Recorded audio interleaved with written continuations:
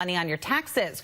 Our good friend, small business owner and columnist Gene Marks joins me now to tell us how. Good morning. Good morning and Merry Christmas. Merry Christmas. We've been missing Gene. I know you've been busy running around a little bit, yes. And writing for all sorts of high-end, fabulous publications. But happy to be back here and talking. Glad to see you. Yeah. All right, so this is a new article you wrote for the Philadelphia Inquirer. Yes. If people can check it out.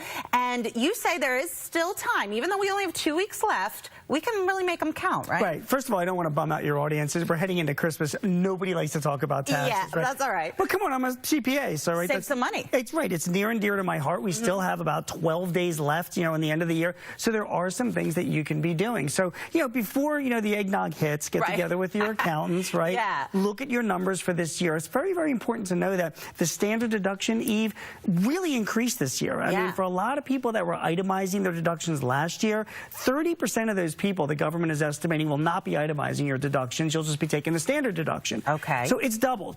Okay. If you're individual, it's like now $12,000. If you're married filing jointly, it's now $24,000. That's just right off the top of that. So meet with your accountant right now. He or she might tell you you don't have to be itemizing this year. We'll take the standard deduction. You can save on storing all that stuff together and getting all those receipts together. It'll save you time, and it could also save you money. And one final thing, if you're paying like estimated payments, if you've got like a side business or whatever, you might be able to reduce those estimated payments because the standard deduction is much higher. And for a lot of us, tax rates, we're going to find they really went down in 2018. Oh, so well, you can adjust what you're paying in. Little Christmas gift maybe, right?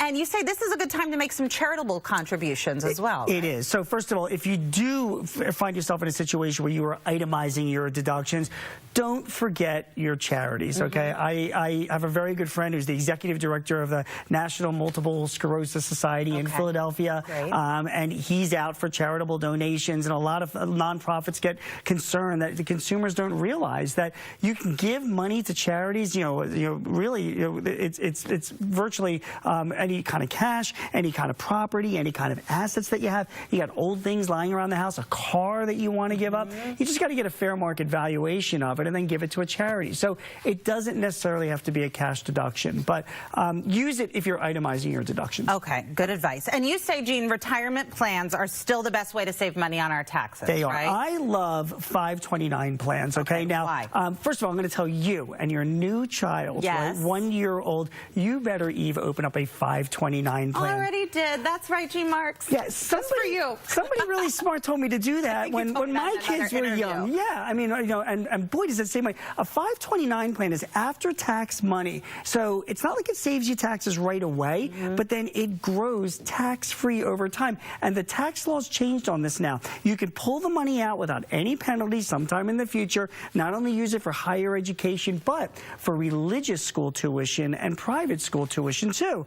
So if you decide to send Maeve, is it right? Right? To the private school someday, or religious school, not just college, you can pull the money out, without any kind of penalty. It will have grown tax-free, and you can use that money to pay for that tuition. I don't know if you'll find this out. Colleges, private school, really expensive. As a dad, he has triplets, so you know, right? Any help you can get will help you. In about 18 years, I'm going to call you and say, Gene, I'm so glad. Remember that interview we did? Thank you so much for telling me to open up a 529 plan. All right, and any other advice for business owners this time of year? Yeah, so business owners right now, big advice. The deductions for capital equipment have changed. Yeah, do a little shopping. Yeah, if you want to buy equipment, computers for your business, furniture for your business, software for your business, buy it now. And here's the secret. You don't even have to pay for it now. You can get financing for it. Interest rates are still relatively low. If you're a business owner, you put that equipment into service before the end of the year, you get the full year's deduction. And now the law lets you take up to $1 million deduction this year. Great. So that's a big, big thing. All right, Gene, you're giving business owners out there a little holiday gift this morning. Get moving, save some money. Make those 2 weeks count. Gene Marks, always great to chat with you. Thanks, nice to see you. Thanks so much, and we'll be right back. Stay with us.